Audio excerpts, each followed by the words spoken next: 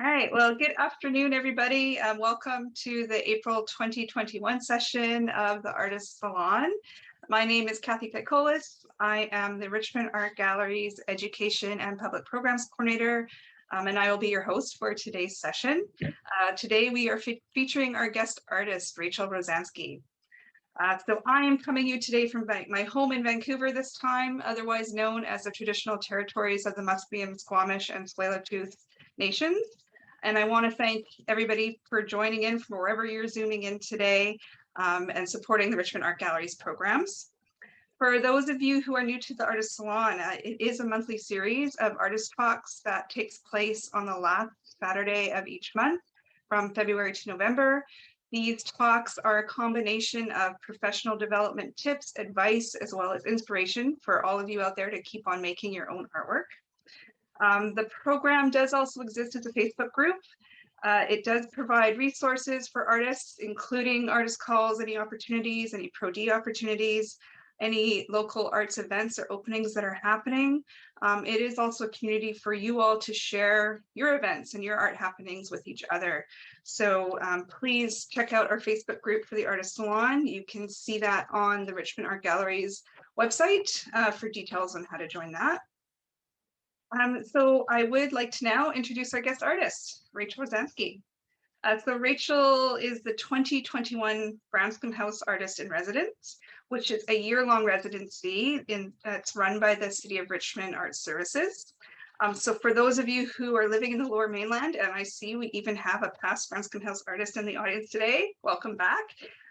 You might have taken some programs with previous artists at Branscombe House before, whether live or online.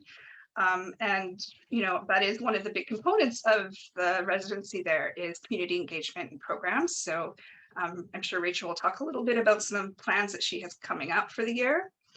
The thing that really interests me about Branscombe House is just the variety of artists they've had over the years and how artists always are able to really take their own practice and adapt it to whether it's working with the community, whether it's creating new works that respond to the new space that they're in or the new community that you're in. So I thought Rachel would be a great guest for you all today because she can talk a lot about what it's been like to be there, but also just she's done a lot of other residencies in the past. So she can talk to you about what you might want to expect from a residency, what different types are out there. I know we've had a lot of questions from past Artist Salon participants of what are residencies? How do they work? How does this actually help my art practice?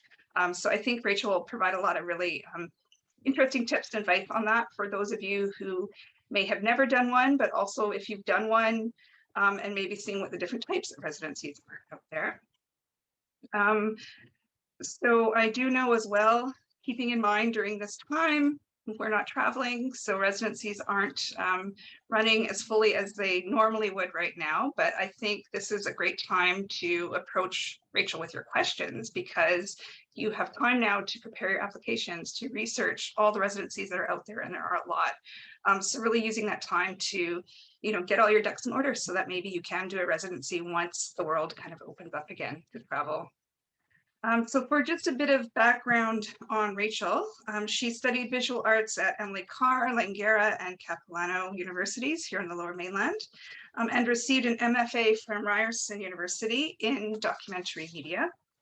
She's exhibited across Canada and internationally, showing her interdisciplinary works, combining drawing, photography, sculpture, video, film, and sound to explore scientific concepts focusing on environmental timelines.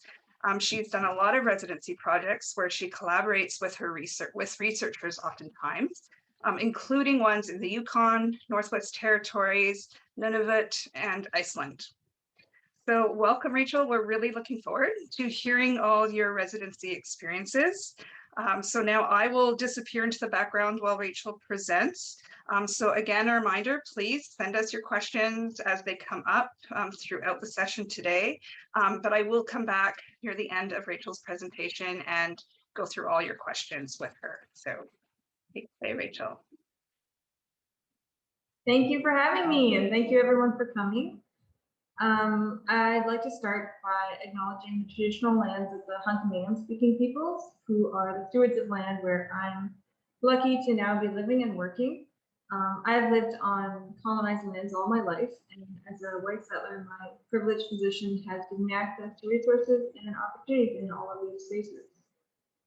As an artist working within environmental topics, especially, it's my responsibility, first and foremost, to recognize Indigenous research and oral histories and to actively work towards decolonization in all areas of my life. So through this talk, I mean, I'm in the early stages of my career still, but I hope that I can give you some helpful tips about residencies, maybe about why I did an MFA, things like that.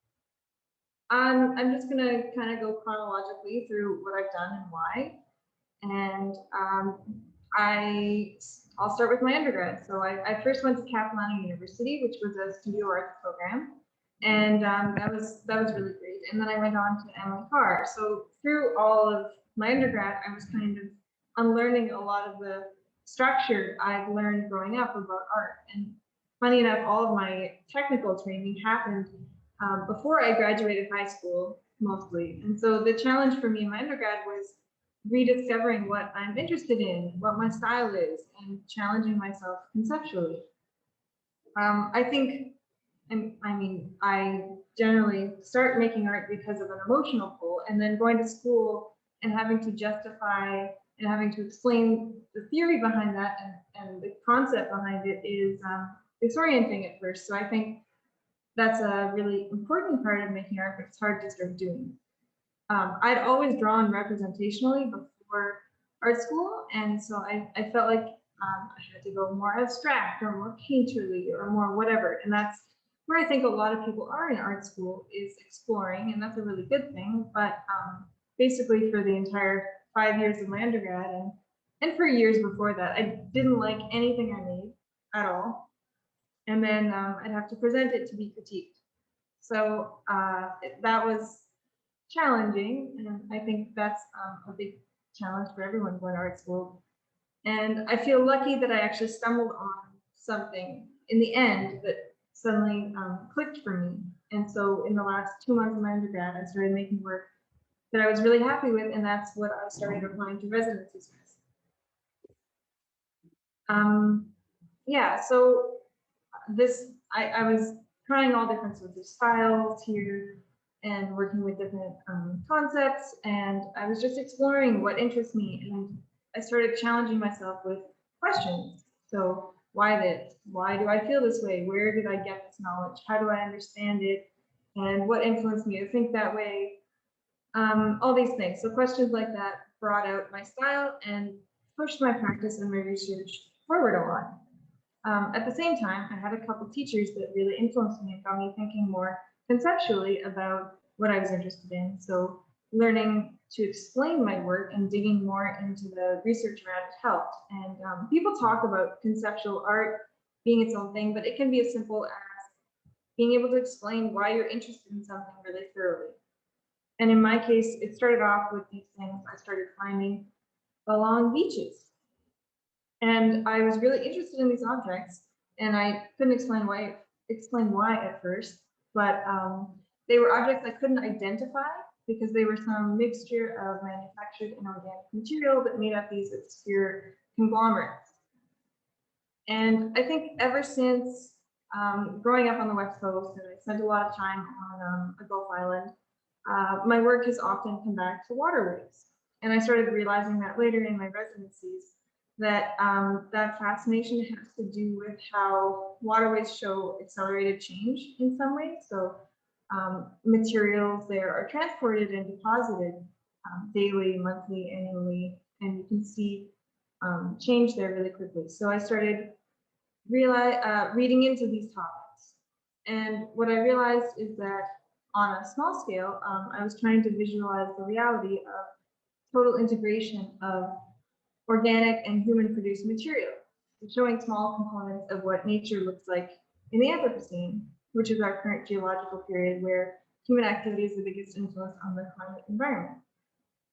So I was building a sort of archive, and I would draw these things large scale, human size, and that was the only way they were being abstracted.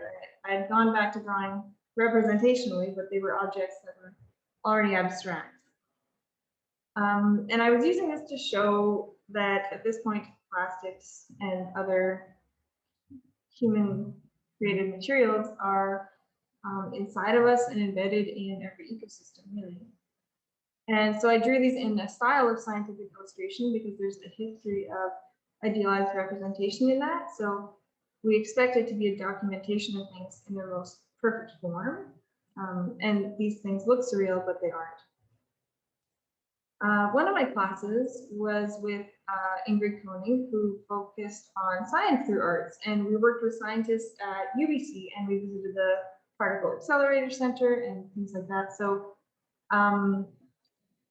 this was crazy to me because in my high school years and after that, I wanted to be a scientist, kind of. I wasn't sure if I wanted to be a scientist or not. And this class opened my mind to all the ways I could combine all of my interests. And that kind of took me from there. So since this, the overarching theme of my work has been visualizing living in the Anthropocene, really. And I need to clarify that when I talk about human activity bringing on the Anthropocene, I'm talking about the global expansion of European colonialism that led to environments being fundamentally transformed. So a big part of that research is on how Western ideas of nature influence how nature looks. So because my work has been based on this, I've often worked with researchers while doing my own artistic research because it helps me get a more well-rounded understanding of what I'm looking at. I put myself through my undergrad by landscaping, and I continued to afterwards between my residencies. And even with that, I still accumulated debt. And yeah, it was expensive. It's not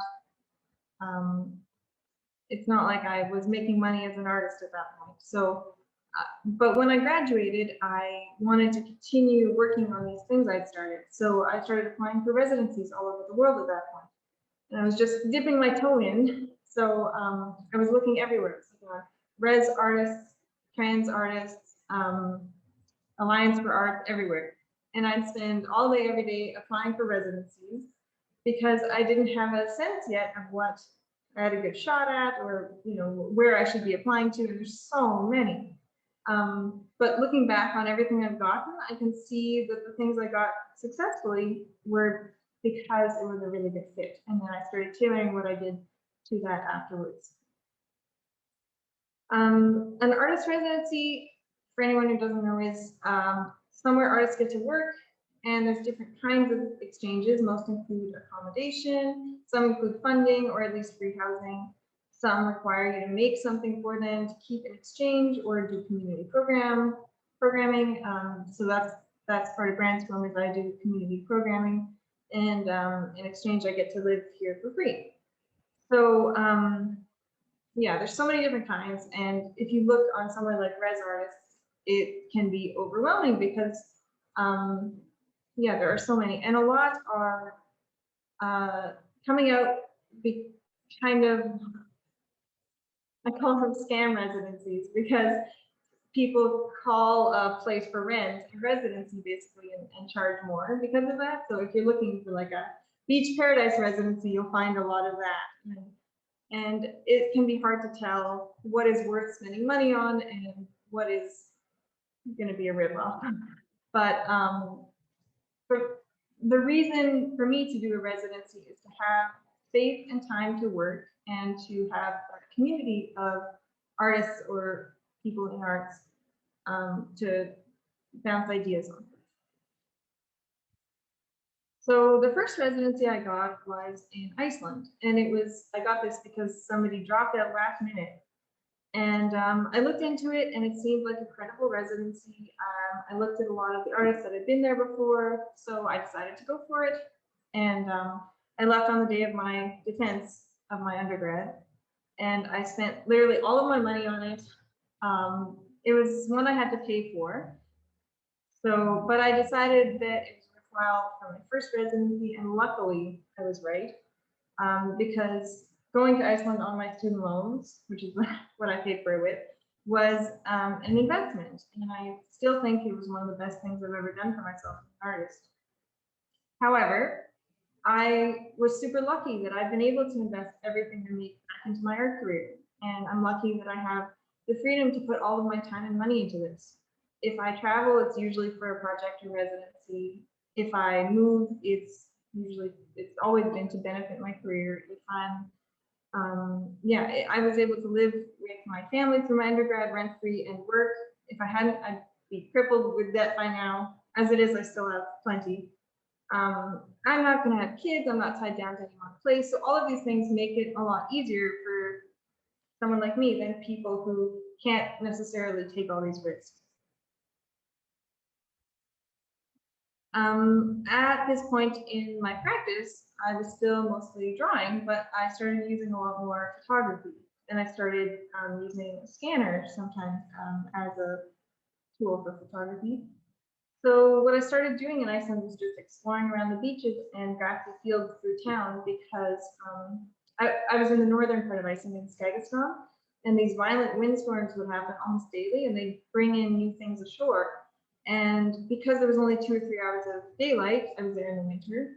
I had to go see every day in this short window of time what was going on, what had been brought there that day, because it would be gone the next. So I started finding similar things to what I found here on the West Coast, which is tide pools full of decomposing birds and other animals that would slowly disintegrate into collections of remains with plastics and other things attached to them. So this was happening mostly with birds that stay in one place where they're born, northern foamers. So it's very possible that these birds had never left that town and they were still accumulating these objects from all over the world.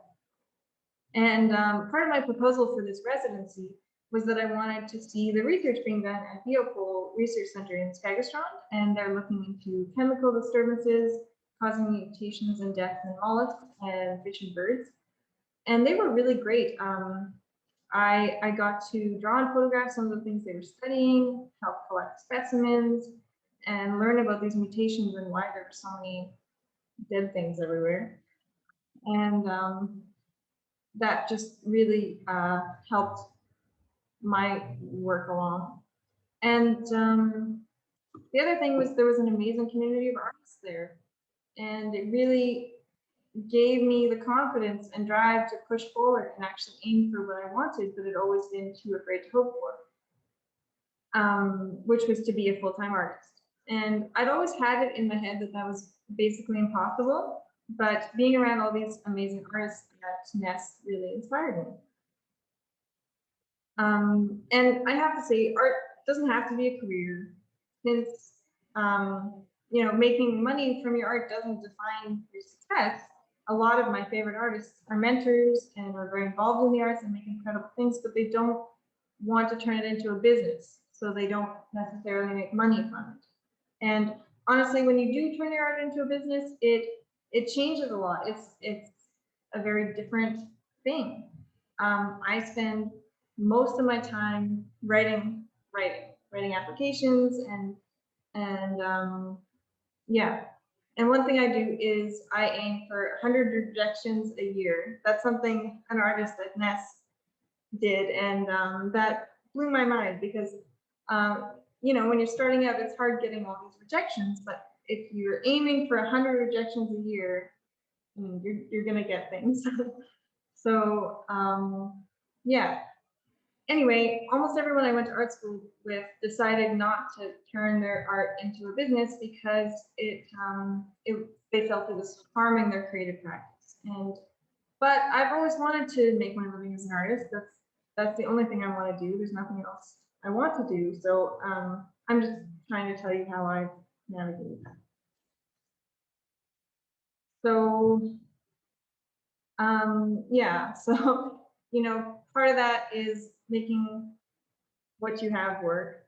I used my bedroom as a studio for a long time, which I would not suggest, but that's what I did to save money. And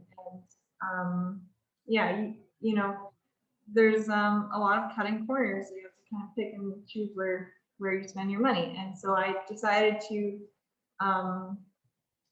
yeah, I decided to spend it elsewhere, like on residencies. So I knew very early on that I wanted to do an MFA. I wanted to do an MFA at Concordia when I was 15. I had that in my head, which I didn't do. But I was really well set up to progress in my art career, largely because my aunt is an artist, who I think is here, Barbara, who did this residency before.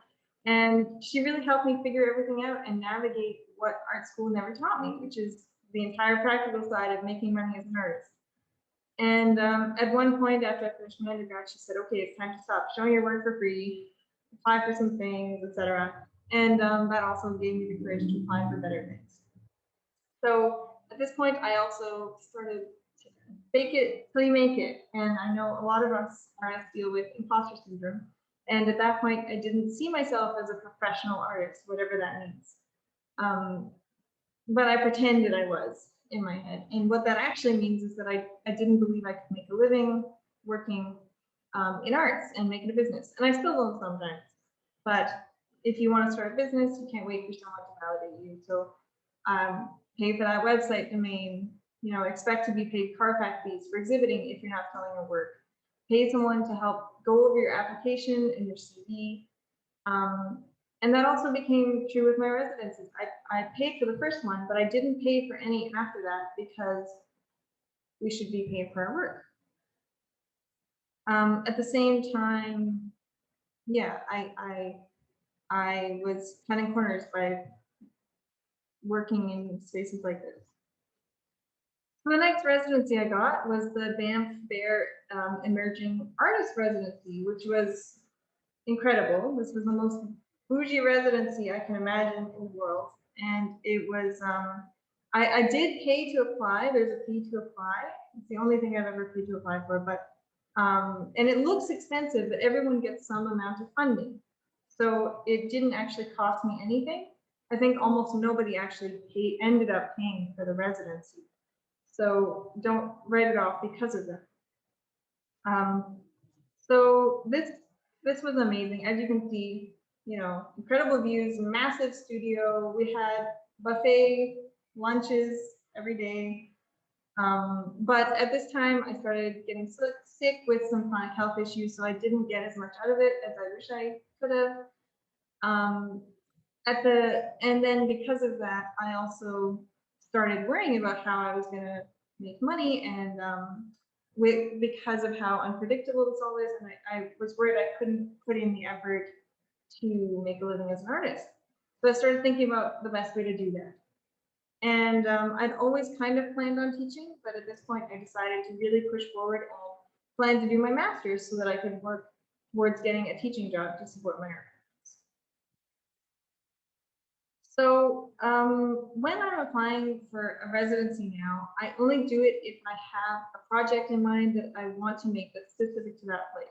So I look for residencies based on my work and not the other way around. So often that means I'm Googling a location, residencies in blah, and kind of going off of that, because if I try to look at everything on Res Artist, I'll get overwhelmed. And when I'm writing applications, rather than applying for everything, I put a lot more time into the things I really want. And if I feel I suit their mandate, so I don't apply for something that I look at their their mandate and see that I don't really fit in with what they do. I mean, Branscombe alone, the application for Branscombe, I spent probably 2 weeks on, way more time than maybe I should for an application, but it ended up being worthwhile. And I proposed in detail what I'd be doing around the islands here. So for that, I did some research into the local ecosystem and possible connections and what I might do. So it's a good idea to have someone look over the general components of your applications, and then you can send that out to multiple places. Things like your artist statement and your CV won't necessarily change a lot. So while I was in Banff, I applied to be an artist in residence on the Canada C3 expedition, which is what you can see here. And that went from coast to coast to coast of Canada. And I traveled from Cambridge Bay to Kugluktuk in Nunavut. And that was really, that was a competitive one. I'm surprised I got it, but I think again, I did because it was a perfect fit. And I'm still working with the same themes as before in the North. And I was really curious about the High Arctic Research Station, which is one of the places they were visiting on this leg of the journey. So I really tailored my application to this specific leg of this specific residency. So on this expedition, there were scientists and indigenous people, mostly on my leg Inuit from those locations. And they were gathering information between those two places. So I got to help collect plant, animal, and water samples. And yeah, it was a really unique residency, and I wish it was still happening. Throughout the expedition, something we kept finding and coming back to was the loss of land, because we could see shorelines disappearing, some in chunks falling away in front of us. And also in comparing historic photos to what we were seeing then, vastly different because so much land was disappearing.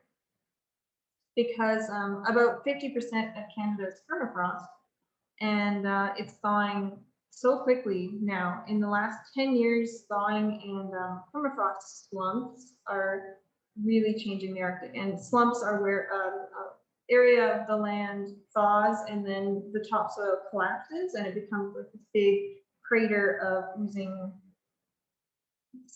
mush.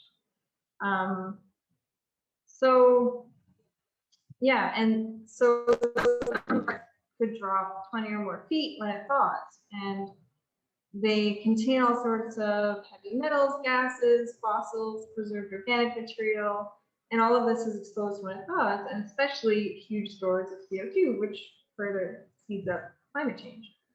So after the C3 expedition, I really had this on my mind, and I started mulling over a completely crazy project I wanted to make, and I couldn't let go of it. So I applied with it as my master's project at Ryerson University in Concordia.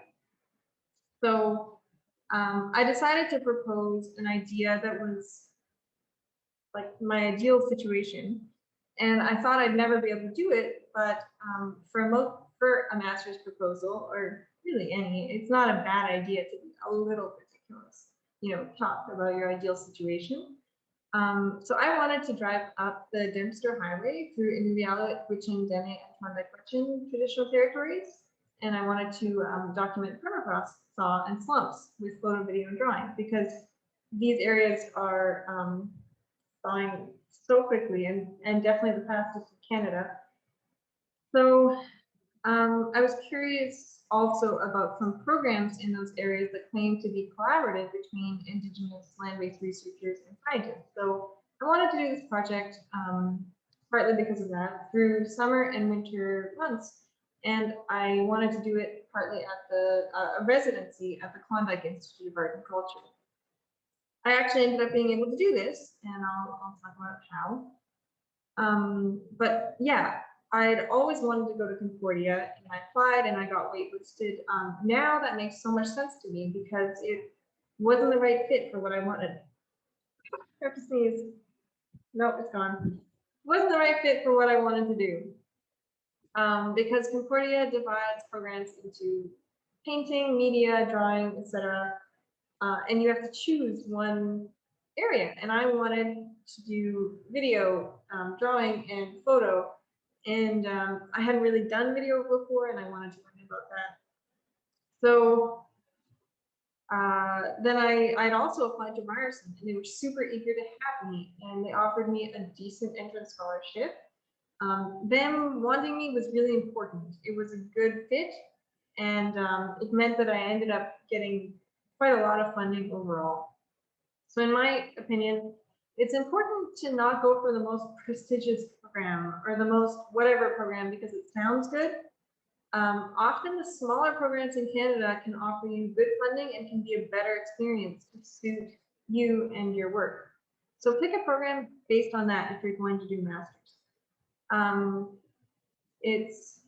I still think one of my favorite programs ever was at Capilano University's tiny studio arts program that got shut down since. So making money. On the left, we have ways I tried to make money outside of school, and on the right is ways to make money in school. So an MFA is not for everyone, but for me, it was partly because of the community and partly because it's another great avenue for making a living as an artist, because it opens up so many more opportunities for funding. But with that comes the difficulty of using academia as a tool without getting lost in it.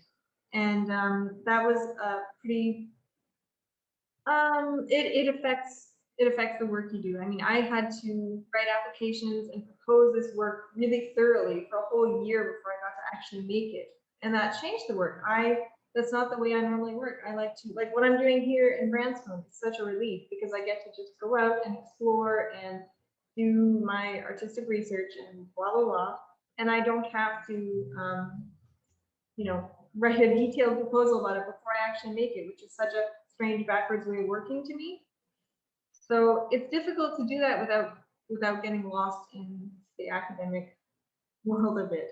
And writing my master's application and then writing grant applications is a very academic way of thinking about the work before even starting to connect with the place and the subject. So part of what I have to do after a master's is unlearning that by writing emotionally and simply and reconnecting with the subject. So on the right here, you can see some funding opportunities, and what I applied for was a SSHRC. So the Social Sciences and Humanities Research Council has really big grants that you can get if your grades are pretty good. And I prepared for that in my undergrad. I was aiming for those grades to get this later on. And so it was a really detailed application, and my grades failed a little bit because I spent all of my time on this application. But it ended up being worthwhile because that was the reason I was able to do this project. That was like $17,000. So that covered my tuition basically for that year. And so between the SSHRC and the residency that I got, I was able to do this project. That combining those things is what made me able to afford it. If I had to pay for rent in the Yukon, I could never have afforded to be there that long. So combining all of these resources listed here in some way is usually what I'm trying to do. For example, now I'm living at Branscombe House, which is a residency where I don't pay rent. I have a free house. And then things like talks, like this, talks and other exhibitions and things like that help cover my groceries. And that's basically what it is for me, is piecing together money from different places or free accommodations or free whatever. And then also on top of that, I looked for other work with the city of Richmond or in this area. And so I got a job with the Richmond Public Library doing community programming for them. So I have my programming for Branscombe and my programming for the library, and that makes up my money for the year. The other thing some people are doing is online residencies, which I can't talk too much about because I don't get it. To me, the whole point of residency is being in the place. But I guess you still get the community, and that's really nice. That's actually really important, especially now. So I guess that can be a good way to go if you're stuck at home. But it can also be a good way to go if you don't have the freedom to move around, because I do, and I don't have rent to pay somewhere else. If I had a house or something and I still had to pay for that while doing a residency, then it might not be worthwhile. So in that case, an online residency could be really nice. So I first traveled through Whitehorse, where I worked with scientists at the Yukon Research Center. And I connected with them months ahead of time, and I started talking to them about the work they were doing. And then when I went to visit, they let me scan their core samples. So they have these core samples of permafrost from all around the Yukon. And I modified my scanner to be portable to make these images. And with this extremely shallow depth of field, the photos end up looking kind of abstract or microscopic. So I wanted to look at permafrost thaw caused both by climate change and by direct infrastructure or industry like placer mining, and I'll talk more about that. But yeah, so I went to Dawson, where I got this residency at the Klondike Institute of Art and Culture, and this is a fabulous residency. Really nice. I had a beautiful studio, as you can see, and Dawson is such a unique, creative city, so I would definitely recommend this one. And one of the best things about residency school and artist collectives all is having that community to bounce your ideas off of and hopefully challenge you. That's another thing I forgot to mention is when I was in Toronto doing my master's, I started off joining a artist collective. So we lived in a warehouse, but that's how we had a studio space. And unfortunately, that didn't last long. But having that community in whatever way, through school or collective or residencies, is really fantastic. Another thing I've tried to do more recently is create connections with, building community with artists who work in the North and who work with environmental topics in the North, especially. And it's really nice because in Canada, it's like kind of a small niche, and that's something I really realized when I did a talk at a conference, which I applied for the UAC conference, University Arts Association conference, and there was a panel for Art North, and it was really nice seeing this kind of repeat of people that kept coming up because they were doing similar work to me. So that's also another group of community that was important to me. So I'll talk a bit about my research process since I didn't go into detail before. So in the case of this project, what I started doing in Dawson was my artistic and experiential research. So that's going to the place and working with what I find there, noticing patterns and connections. Scientific research, so going to the information I gathered from the Yukon Research Center, from speaking with some of Canada's permafrost researchers and reading heaps of papers, and then also Indigenous land-based research, so the intergenerational oral records and study of that land that I'm visiting and its interconnected changes. Also, so one of the things I was doing, especially in Dawson, was going to hydraulicking mines or placer mines, which is where they use water to melt permafrost and extract gold. So this was one of the most direct ways for me to see permafrost besides as core samples, because it was melted and changed every day, so it was extremely active. And even miles away, you can see other sections of Earth starting to slump because it unsettles the whole area. So often before I even saw one, I could smell the methane coming out of the Earth, and it would kind of blow out on a cold wind. It was so weird. So that's part of the way I found them, actually. And yeah, so I'd go to these mines and spend kind of all afternoon there and taking video and sound and scans. So I would scan the permafrost, and then I actually took a few pieces back and kept in my freezer to scan in the dark. And yeah, so I will now show you just a little bit of the video.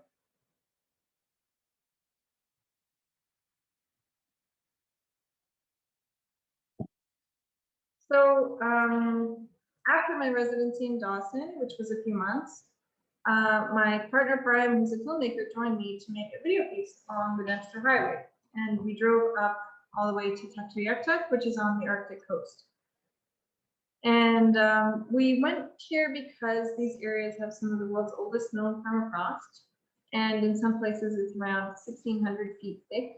So the silt that comes out of it is draining into waterways and kind of leading out to the oceans.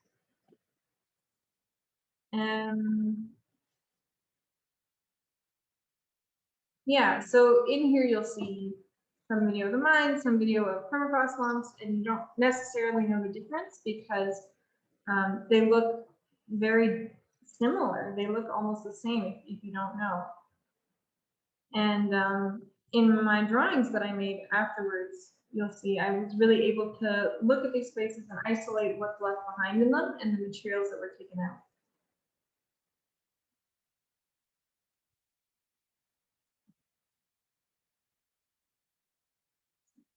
So I'll just jump through a little bit.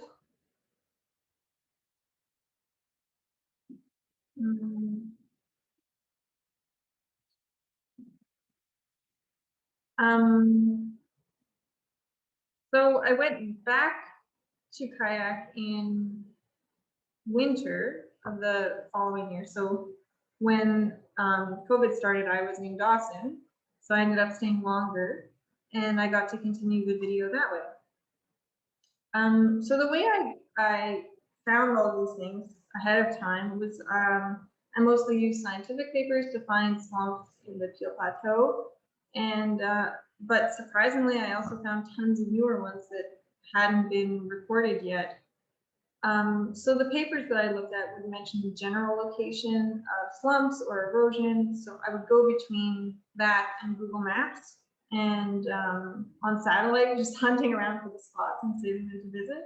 So that when I went up, I had tons of spots I thought might be something. And most of the time I was wrong, but sometimes I was right. And at one point we visited the second widest permafrost pond in the world, which is actually what you're seeing right now, but only one corner of it because it was so big we couldn't get to any more in time. So yeah, one thing is that the moving portions of the video were shot on a Steadicam, which is a really elaborate setup, which is what my partner Brian does. But yeah, it was ridiculous. It filled up our entire car. It weighed hundreds of pounds. Every time we set up, it would take at least an hour. And also, most of the slumps we visited were still active, so the ground was so treacherous to walk on. I mean, it would act like quicksand kind of, and I would take a step and it would be fine. The next step, I would sink in almost to my waist. And I didn't know how big of an issue that would be before I got there. And if I did, maybe we would film it another way.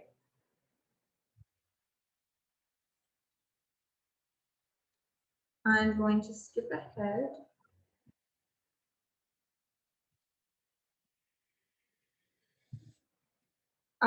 This is the hydraulicking hose that you can see here for the placer mine. Now we're in Tycholis, which is probably the first town in Canada that's going to have to be completely relocated because of permafrost thaw. And already a lot of it has disappeared. And so one elder I spoke to a lot, Sarah Adam, was living in a house that was already hanging off the edge of the earth, like waves would hit the window. And she'd already lived in another house that was underwater now. So it's already happening, and it's possible that her house could end up underwater any day.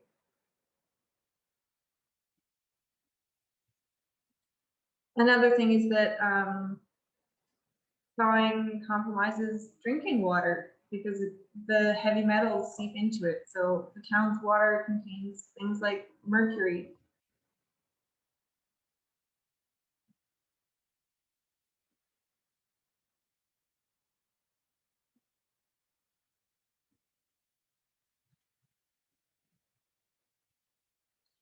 Part of the reason that I keep coming back to work in the North is that it's really interesting to explore because it's so selective. It's one of the strongest examples to me of an environmental imaginary or human imagination as an ecological force.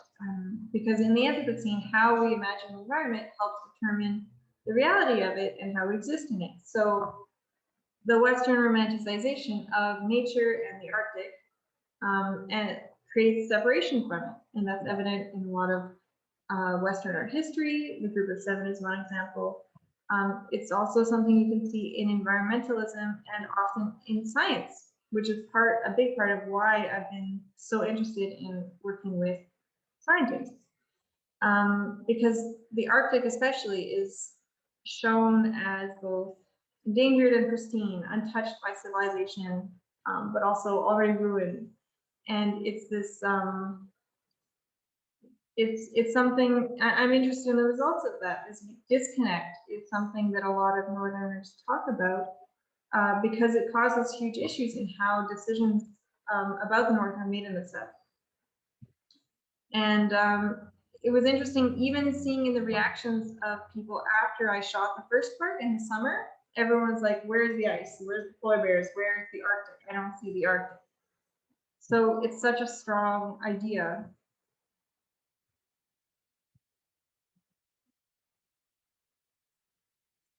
And so photographs and video and paintings have all contributed to that development of the environmental imaginary by making up this collection of images that represent that environment to us who don't get to go there or don't get to see it. And especially the Arctic is, those images are very politicized and they look a certain way, often that benefits certain people.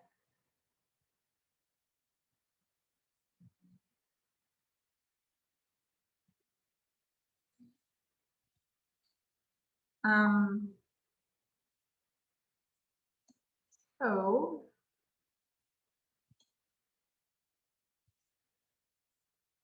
this is some of the equipment we used, and this is part of a permafrost home. These are some of the core samples, and yeah, this is what I ended up doing with them, presenting them on a large light panel, and all of this work is going to be shown together. Actually, it's already showing now at Toronto, but it's showing again in Toronto next month. And then I'm hoping eventually it will travel back to the Yukon when that's a possibility again. But part of the difficulty in my work is how big it is, but I think that's also part of why I've been getting exhibitions with it. Because I decided not to go the way of having commercial work that's sellable, because I don't think my work is easily sellable here. And maybe lots of people would disagree with me, but that's just what I found. And I think a lot of people really struggle to sell their work commercially here. And maybe that's not an issue everywhere.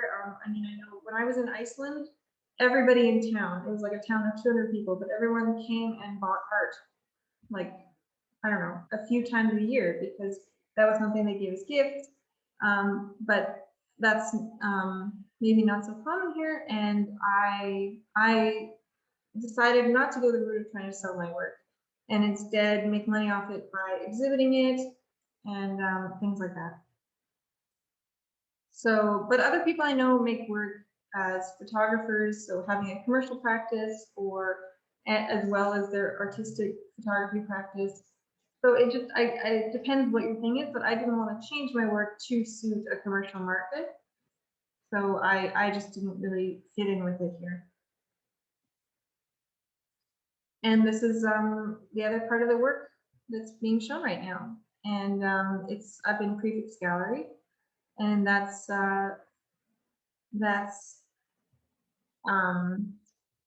my belated grad show. So I'm not getting paid for this one, but generally I do get paid to exhibit. And my next show I'm getting paid to exhibit.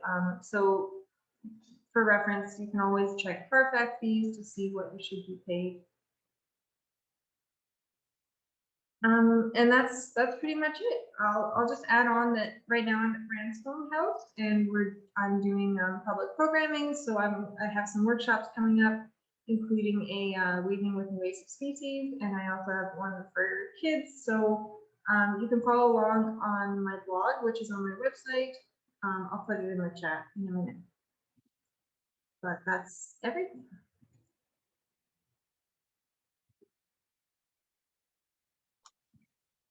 Thanks, Rachel. That was great. It was so nice to see so much of your work.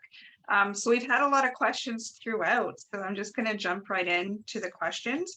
One of the first ones was, how's the pandemic affecting your community engagement? Well, I wanted my workshops to all be outside, but they can't be. So I've given up and I'm converting them to online. But I'm hoping that soon we can have workshops outside. Right.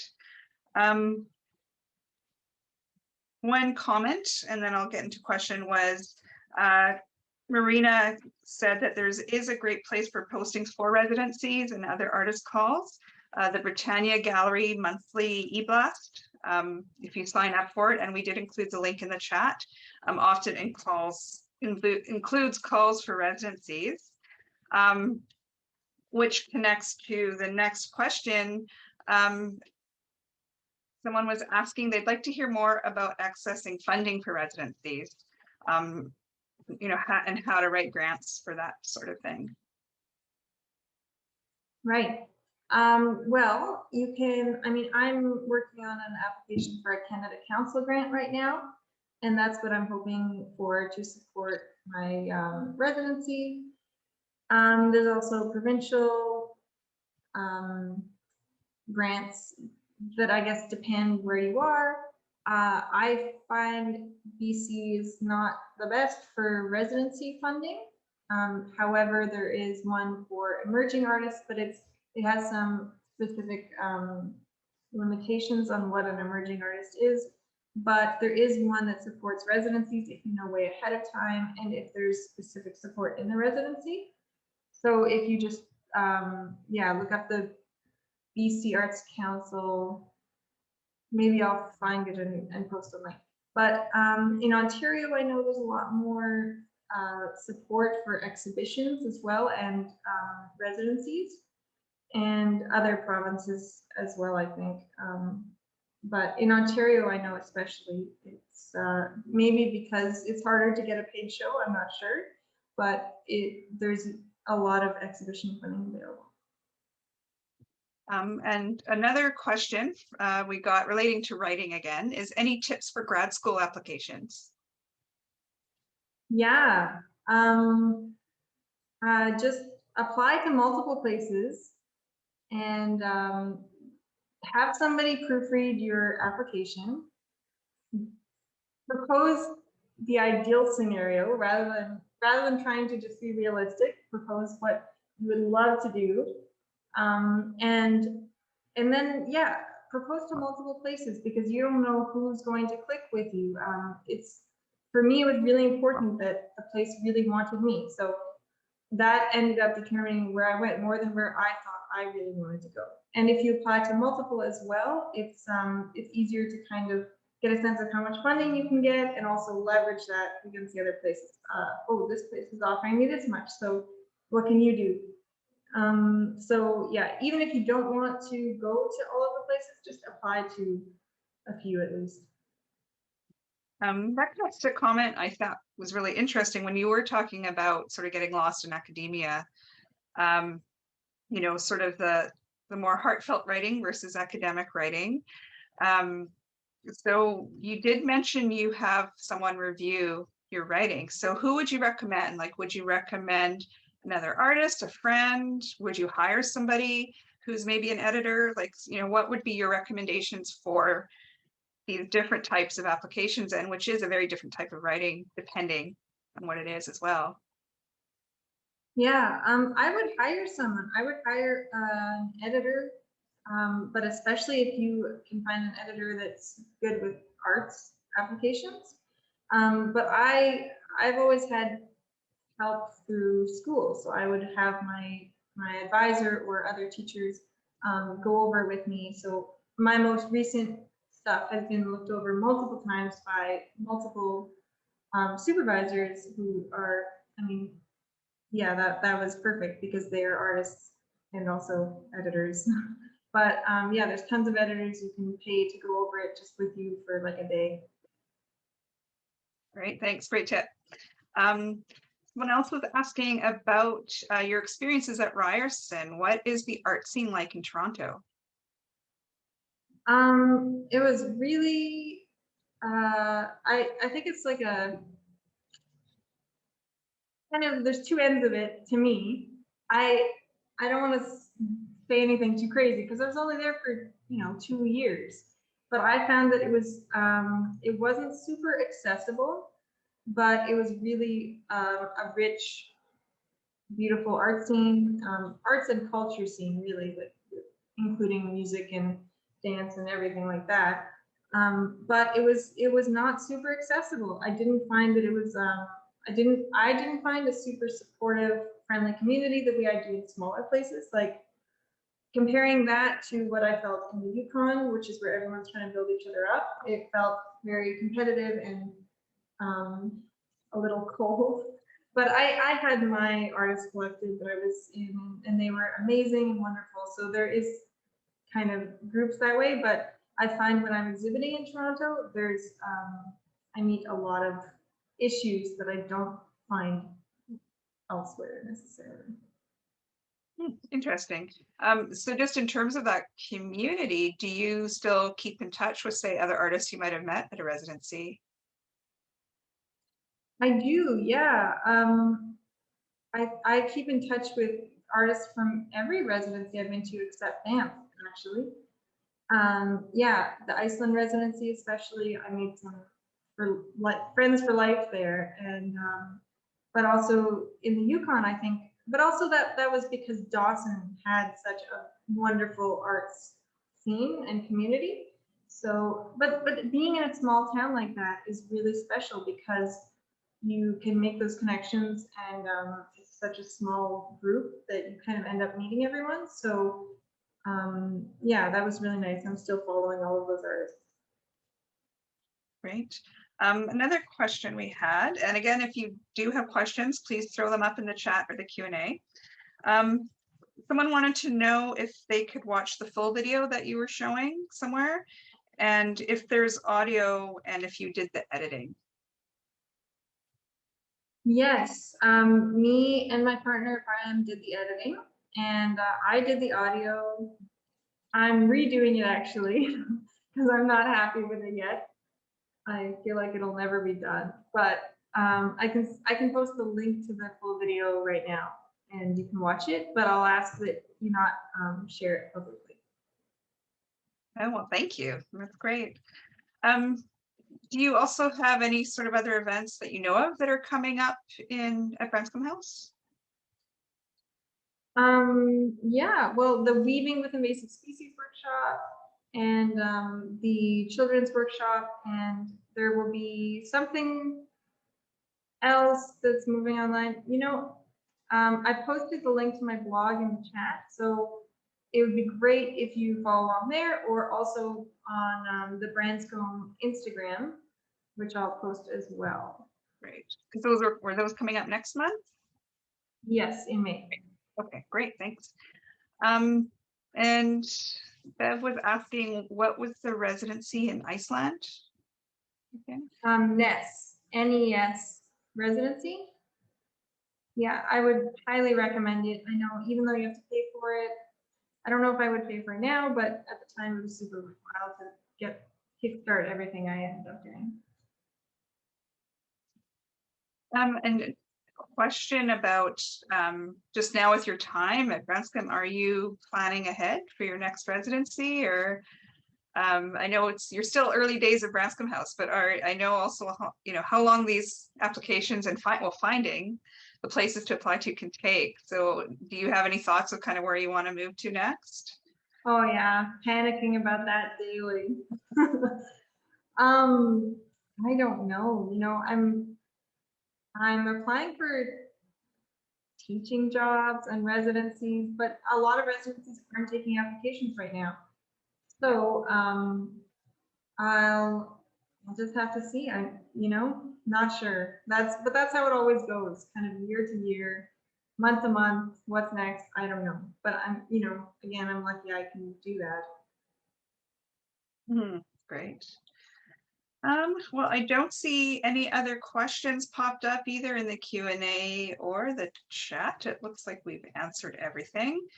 I do see we are getting a lot of, thank yous and, how great it is to hear about yourself and, how artists should take a chance on doing what they want to do, as well as how great it was to see all your artwork. I agree. It's great to see that vast body of work and how it all is interwoven with both your grad work, going to grad school, doing residencies, and how that all came together. It's a really interesting path. And I look forward to seeing what you're, keep going on next. Since you are really considered an emerging artist, you have so much ahead of you. It'll be exciting to see where you go. Thank you. No, you're welcome. So thank you so much, Rachel. And I guess we will end it here. So thanks everyone out there for joining us and sharing your afternoon with us today. I want to thank also my colleague Melanie behind the scenes, who's helping everything run smoothly. She will also be editing the video. So this will be put online soon with proper captions and English transcription. I hope you come back to join us next month. So next month on May 29th. For the Artist Salon, we'll have artists Nancy Lee and Kieran Bumber, who just opened their show at the Richmond Art Gallery today. And they'll be talking about what it's like to work collaboratively with a team, particularly in new media work and events. So the link should be up on the Richmond Art Gallery website very soon. All the links that we've been posting in the chat today, we will include them when we post the video as well. So if you did miss anything today, once we log out, they will be available for you again. But definitely earmark Branscombe House as a good one to follow. And you can stay up to date on the Richmond Art Gallery website too. We will also post more links. So thank you everyone for joining. Thank you again so much, Rachel, for your generous talk today. And stay safe, everybody out there, and we'll see you again soon. Bye.